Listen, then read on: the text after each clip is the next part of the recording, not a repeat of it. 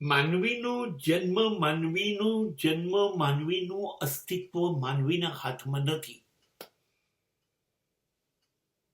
આપણે કહીએ છીએ હું જન્મ્યો, આપણા હાથમાં નથી.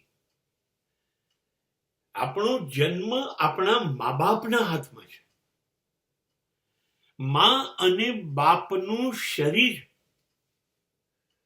ભેગા થઈને એક જીવને અસ્તિત્વ આપે છે. બહુ અદ્ભુત ઘટના છે આ. એ બેના સંયોગમાં 2 કરોડ શુક્રાણુ એક જ સામટા એક જ સંભોગમાં છૂટે છે. 2 કરોડ શુક્રાણુ, અને એમાંથી કોઈ એક શુક્રાણુ અસર પેદા કરે છે. એક શુક્રાણુ એનું પોતાની જગ્યા શોધી કાઢે છે, મળે છે. અને સ્ત્રી પુરુષના આટલા 2 કરોડમાંથી એક શુક્રાણુથી ગર્ભ થાય છે.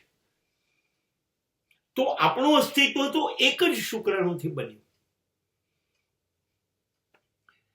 પણ એવું કહેવાય છે કે હજી શંકાસ્પદ છે. મા બાપના શુક્રાણુમાંથી જ તમે બન્યા છો, એ પણ શંકાસ્પદ છે. કેમ કે મા બાપમાં જે શુક્રાણુ આવ્યા છે એ પણ આગળના વડીલોના ક્યાંકથી તો આયા જ હતા. દાદા દાદી, નાના નાની, એ લોકોના શુક્રાણુઓના અંશમાંથી મા બાપ બન્યા હતા. અને એ લોકોના અંશમાંથી એ લોકો બન્યા હતા, એટલે આ શુક્રાણુમાં પણ એ લોકોનો ક્યાંક અંશ છે. એટલે આપણી શક્યતા તો કેટલી રહી? મેડિકલ સાયન્સ તો એવું કહે છે 2 લાખ કરતા ઓછી શક્યતા, 2 લાખ ગણી શક્યતા પેલા લોકોની અસર છે. પૂર્વજોના શુક્રાણુ અંદર રહ્યા અને એ પછી આપણા મા બાપના રહ્યા. આ બધા પછી નાનકડી અસર એ આપણે છીએ. એટલે હું જન્મ્યો, એક 2 લાખ ટકા ગુમાયા મેં આગળ મારા અસ્તિત્વના, બીજા લોકોના છે. એનો મતલબ એ થયો કે હું નથી. એક્ઝેક્ટલી હું સમજુ છું. મારી અંદર મારા મા બાપ નું શુક્રાણુ જીવે છે. મારા મા બાપના શુક્રાણુની અંદર આગળના પૂર્વજોના શુક્રાણુ જીવે છે. અને માટે આપણે જ્યારે આગળ જીવવા માંડીએ છીએ ત્યારે નથી સમજાતા લોકોને કે આ કેમ આવું કરી રહ્યો છે.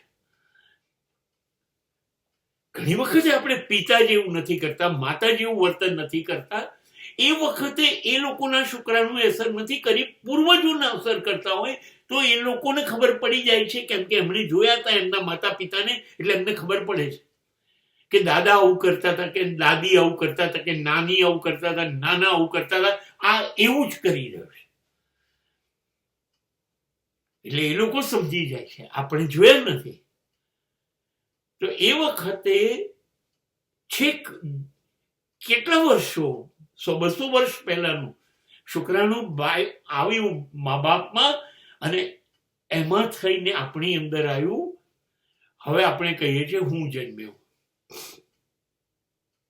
એટલે મોટા ભાગની વ્યક્તિઓની અંદર દેખાવ, સંસ્કાર, ગુણ, દુર્ગુણ, આ બધું પોતાનું નથી આવતું. ઘણી વખતે મા બાપનું આવે છે, અને મોટે ભાગે મા બાપમાંથી પણ નથી આવતું. આગળ બીજી, ત્રીજી, ચોથી પેઢી જે જૂની હતી એમાંથી આવતું હોય છે. હવે આપણે કહીએ છીએ કે હું જન્મ્યો, આ હું. આ જે બહાર છે એને શરીર આગળની કેટલી પેઢીઓએ આપ્યું, અને ત્યાર પછી આ શરીરને નામ આ મા બાપે આપ્યું. આપણને તો નામ પણ નહોતી ખબર.